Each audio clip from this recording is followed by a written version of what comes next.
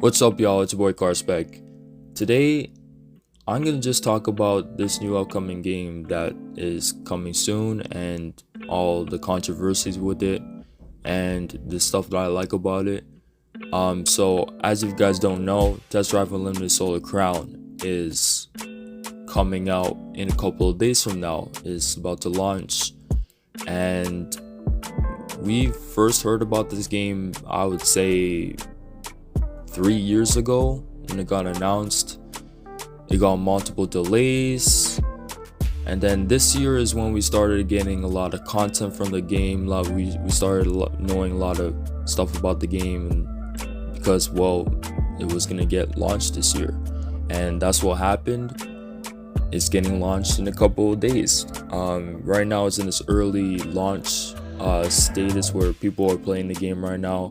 For me, I haven't played the game personally, so I don't know, the nitty gritty of every little detail with the game or whatever. But what I've seen from other YouTubers and their complaints and all that kind of stuff, I taken that and pretty much reassessed what I think about this game. And what you guys, I'm gonna just tell you guys the truth. I'm just telling you guys what's up with this game right now. So before we get into the controversy, the bad stuff, the real bad stuff with this game, I'm gonna talk about the good stuff. What I like about this game, what I see so far, is I do like the test drive experience. I like that this game is kind of really good, really solid rendition of the test drive franchise. It's a good addition, and what I mean by that is it has most of the things that test drive is known for with the previous games and such. Obviously, there's nothing like houses in launch. Houses are not going to come out until later on, and other kind of situations or features are kind of missing right now, but the main features are still here. It's still available for you to enjoy. Things like the dealerships, things like test driving the cars in the dealerships, things like your indicators and all the stuff you can do around the car. They're all there. It seems like Nacon, or the I don't know exactly what the proper name is for the developers, but I would say Nacon for now. Nacon is essentially taking this route of a test drive game and making it not as much as a car race, not as much as a car game, but more so as a racing game with car features. It seems like that's how they're going with things. So with this game, there's going to be a lot more racing stuff to do. There's going to be a lot more racing focused with car elements. Obviously, that doesn't really make sense in theory, but as every racing game has car features. But what I mean is like the features that were known for the test drive games. That's what I mean. So yeah, that's what it seems like this racing game is going for, and I have nothing against that, as long as the test drive elements are all there for the most part. If you want to make it a hybrid between like a proper racing game with car stuff, like a car/racing game, I wouldn't be opposed to that. I think that would be the perfect balance for people to enjoy the car elements, the car gameplay, and the racing gameplay. And that's why I feel like this game needs to be. So we'll see from a year from now how the game is, but yeah. So I enjoy the map. Well, I don't enjoy the map, but I like how the map looks. Hong Kong looks great. I like how the sense of speed is. The sense of speed is really good.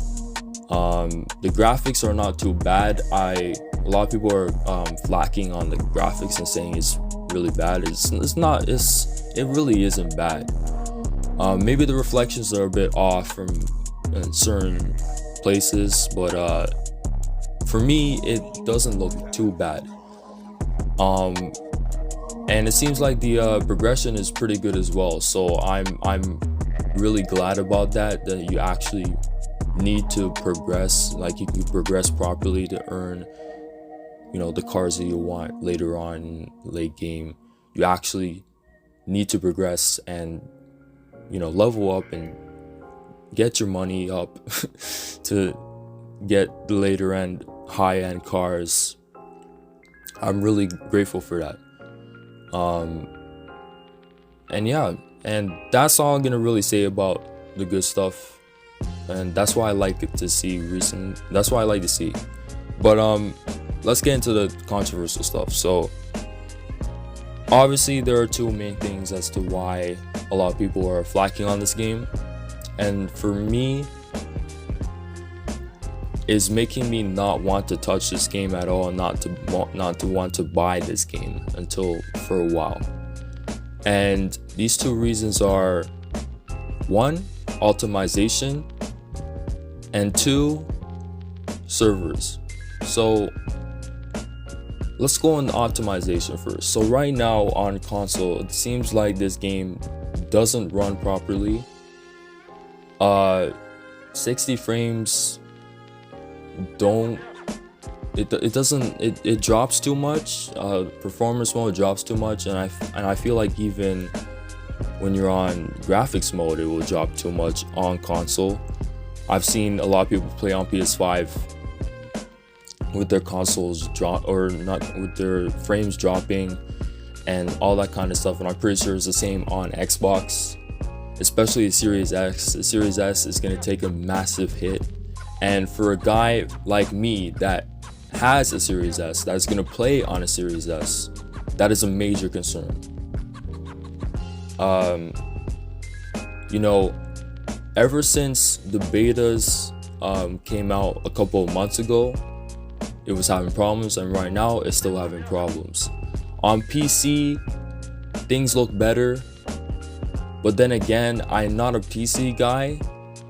I don't play on PC, so I don't know how that's going to be so different. You might need to have a high-end PC, I'm not so sure. So that will be different in terms of whatever you need to get or whatever. But for console, it's not optimized well at all. Now, the massive issue, the servers. Now the servers, man, I even know what to say, man.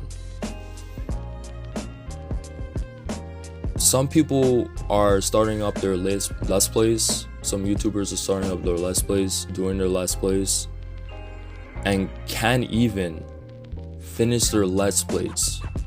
Can't even continue their let's plays because they can't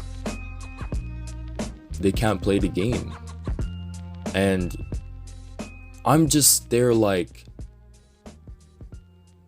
wow, man, it's just sad, man. Like, the servers are that bad to where you can't even play the game. You can't even do races. You can't even start up the game. Now, there's recently right now, there's been login issues across all platforms.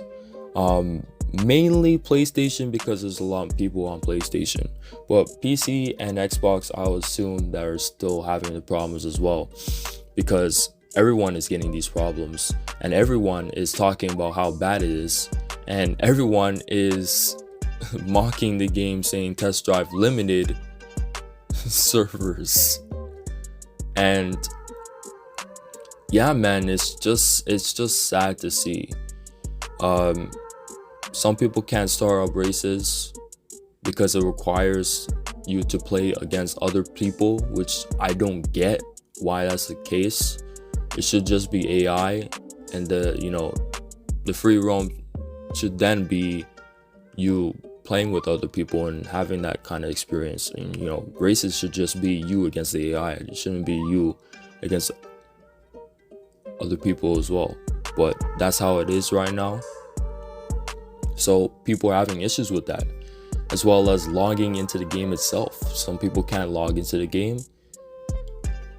And I'm just sitting here, man, like thinking, what was Nacon doing throughout this whole time, throughout this whole delay, these multiple delays, throughout them telling us that they were gonna work on the servers, that they were gonna polish up the servers a couple of months ago, maybe a year ago. I don't remember, but they tweeted that.